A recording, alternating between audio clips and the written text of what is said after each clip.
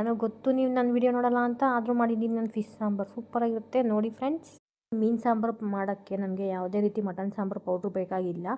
ಮನೇಲಿ ingredients use ಮಾಡ್ಕೊಂಡೆ ಮಾಡ್ಬೋದು ಆರಾಮಾಗಿ.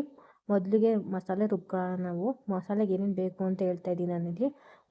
ಒಂದೊಳ್ಳು ಕಾಯಿ ತುರಿ ಮತ್ತು 2 ಟೊಮೊಟೊ, ಒಂದು ಸ್ವಲ್ಪ ಚಕ್ಕೆ, ಒಂದು ಸ್ವಲ್ಪ ಲವಂಗ, ಅರ್ಧ ಟೀ ಸ್ಪೂನಷ್ಟು ಮೆಣಸು ಮತ್ತು ಒಂದು ಸಣ್ಣ ಸಣ್ಣದು ಈರುಳ್ಳಿ ಕಟ್ ಮಾಡ್ಕೊಂಡಿದ್ದೀನಿ ನಾನು. ಅದಕ್ಕೆ 2 ತಂದಿದ್ದೀನಿ.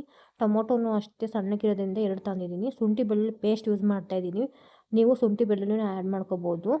ಒಂದು 2 ಸ್ಪೂನಷ್ಟು ಶುಂಠಿ ಬೆಳ್ಳುಳ್ಳಿ ಪೇಸ್ಟ್ ಆ್ಯಡ್ ಮಾಡ್ಕೊತಾಯಿದ್ದೀನಿ. ಒಂದು ಸ್ವಲ್ಪ ಹುಣಸೆ ಹುಳಿ ತಂದಿದ್ದೀನಿ ನಾನು. ಎಲ್ಲನ ಹಾಕಿ ನೀಟಾಗಿ ಮಿಕ್ಸಿಲಿ ಒಂದು ಸ್ವಲ್ಪ ನೀರು ಹಾಕೊಂಡು ರುಬ್ಕೋಬೇಕು. ಇವಾಗ ಪೇಸ್ಟ್ ರೆಡಿಯಾಗೈತೆ. ನೆಕ್ಸ್ಟು ಇಲ್ಲಿ ನಾನು 1 kg ಫಿಶ್ ತಂದಿದ್ದೀನಿ. ನಾನು ಇಲ್ಲಿ ನೀಟಾಗಿ ವಾಶ್ ಮಾಡ್ಕೊಂಡು ಇಟ್ಕೊಂಡಿದ್ದೀನಿ ಸೈಡ್ಗೆ. ನೆಕ್ಸ್ಟು ಒಂದು ಬಾಣಲಿಗೆ ಒಂದು 5 ಸ್ಪೂನ್ ಎಣ್ಣೆ ಹಾಕೊಂಡು ಈರುಳ್ಳಿನ ನೀಟಾಗಿ ಆ್ಯಡ್ ಮಾಡ್ತಾಯಿದ್ದೀನಿ ನಾನಿಲ್ಲಿ.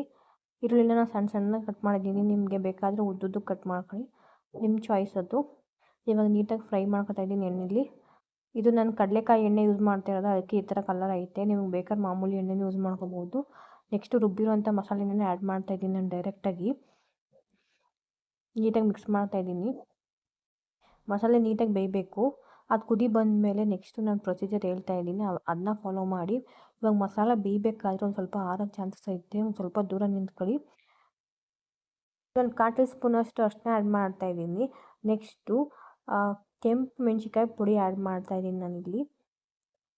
ನೋಡಿ, ಖಾರ ಎಷ್ಟು ಬೇಕೋ ಅಷ್ಟನ್ನ ನೋಡ್ಕೊಂಡು ಆ್ಯಡ್ ಮಾಡ್ಕೊಳ್ಳಿ. ನಾನಿಲ್ಲಿ ಯಾವುದೇ ರೀತಿ ಸಾಂಬಾರು ಪೌಡ್ರಾಗಲಿ ಏನೇ ಆಗಲಿ ಯೂಸ್ ಮಾಡ್ತಾಯಿಲ್ಲ. ಮಟನ್ ಸಾಂಬಾರು ಪೌಡ್ರ್ ಏನಿಲ್ಲ, ತುಂಬ ಈಸಿ. ನಾನಿಲ್ಲಿ 2.5 ಸ್ಪೂನಷ್ಟು ಖಾರದ ಪುಡಿ ಆ್ಯಡ್ ಮಾಡ್ತಾಯಿದ್ದೀನಿ. ನಿಮಗೆ ಬೇಕಾದ್ರೆ ಇನ್ನೊಂದು ಸ್ವಲ್ಪ ಎಕ್ಸ್ಟ್ರಾ ಹಾಕೋಬೋದು.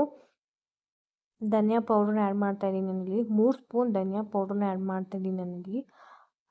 ನೆಕ್ಸ್ಟು ನಾನು ನೀಟಾಗಿ ಎಲ್ಲ ಮಸಾಲೆ ಎಲ್ಲ ನೀಟಾಗಿ ಫ್ರೈ ಮಾಡ್ಕೊತಾಯಿದ್ದೀನಿ ನಾನಿಲ್ಲಿ. ನೋಡಿ ಯಾವ ಥರ ಕಾಣಿಸ್ತೈತೆ ಅಂತ.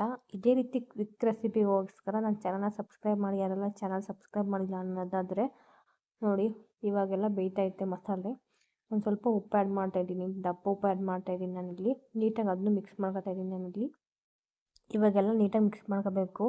ಎಲ್ಲಿವರೆಗೂ ಮಿಕ್ಸ್ ಮಾಡಬೇಕು ಅಂದರೆ ಎಣ್ಣೆ ಮತ್ತು ಮಸಾಲೆ ಏನೈತೆ ಅದು ಸಪ್ರೇಟ್ ಆಗಬೇಕು. ಅಲ್ಲಿವರೆಗೆ ನೀಟಾಗಿ ಮಿಕ್ಸ್ ಮಾಡ್ಕೊಂಡು ಬರಬೇಕು. ಒಂದು ಸ್ವಲ್ಪ ಅಂಡಿಡಿಯೋ ಚಾನ್ಸಸ್ ಇರುತ್ತೆ ಆವಾಗವಾಗ. ಒಂದು ಸ್ವಲ್ಪ ತಿರುಗಬೇಕಷ್ಟೇ. ನೋಡಿ, ಇವಾಗ ಕುದಿ ಬಂದೈತೆ. ಎಣ್ಣೆನ ಆಲ್ಮೋಸ್ಟ್ ಸಪ್ರೇಟ್ ಆಯ್ತೈತೆ. ಇವಾಗ ನಾನು ನೀರು ಆ್ಯಡ್ ಮಾಡ್ತಾಯಿದ್ದೀನಿ ನಾನು. ನೀರನ್ನೂ ಅಷ್ಟೇ ನಿಮಗೆ ಕ್ವಾಂಟಿಟಿ ಎಷ್ಟು ಬೇಕು ಅಷ್ಟನ್ನ ಆ್ಯಡ್ ಮಾಡ್ಕೊಳ್ಳಿ. ಒಬ್ಬೊಬ್ರಿಗೆ ಗಟ್ಟಿ ಇಷ್ಟ, ಒಬ್ಬೊಬ್ರಿಗೆ ತೆಳ್ಳಗೆ ಇಷ್ಟ. ನನಗೊಂದು ಸ್ವಲ್ಪ ತೆಳ್ಳಗೆ ಇಷ್ಟ ಸಾಂಬಾರು, ಅದಕ್ಕೆ ನೀರನ್ನ ಇಷ್ಟೊಂದು ಹಾಕೊಂಡಿದ್ದೀನಿ ನಾನು. 10 ಮಿನಿಟ್ಸ್ ಸಾಂಬಾರು ಬೇಯಿಸಿದ್ರೆ ಸಾಕು. ಕುದಿಯೋಕ್ಕೆ ಶುರು ಆಗೈತೆ ಸಾಂಬಾರು. ಇವಾಗ ನೋಡಿ ಖಾರದ ಪುಡಿ ಎಲ್ಲ ಬೆಂದೈತೆ. ನಾವೇನೋ ಹಾಕಿದ್ವೋ ಖಾರದ ಪುಡಿ ಎಲ್ಲ, ಮಸಾಲೆ ಎಲ್ಲ ಬೆಂದೈತೆ. ಈ ಟೈಮಲ್ಲಿ ನಾವು ಫಿಶ್ನ ಆ್ಯಡ್ ಮಾಡ್ಕೋಬೇಕು.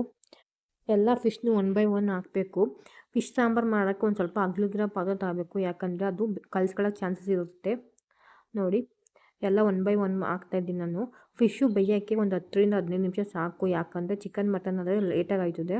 ಫಿಶ್ ಆದರೆ ತುಂಬ ಬೇಗ ಬೆಂದ್ಬಿಡುತ್ತೆ. ನೋಡಿ, ಎಲ್ಲ ಪೀಸ್ಗಳು ಹಾಕಿ ತಲೆ ಎಲ್ಲ ಫಸ್ಟ್ ಹಾಕಿದ್ದೀನಿ ನಾನು. ನೆಕ್ಸ್ಟು ಪೀಸ್ಗಳೆಲ್ಲ ಆ್ಯಡ್ ಮಾಡ್ತಾಯಿದ್ದೀನಿ ನಾನಿಲ್ಲಿ.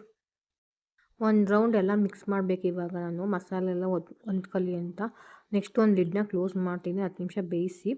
ಇವಾಗ ಫಿಶ್ ಸಾಂಬಾರು ರೆಡಿಯಾಗೈತೆ.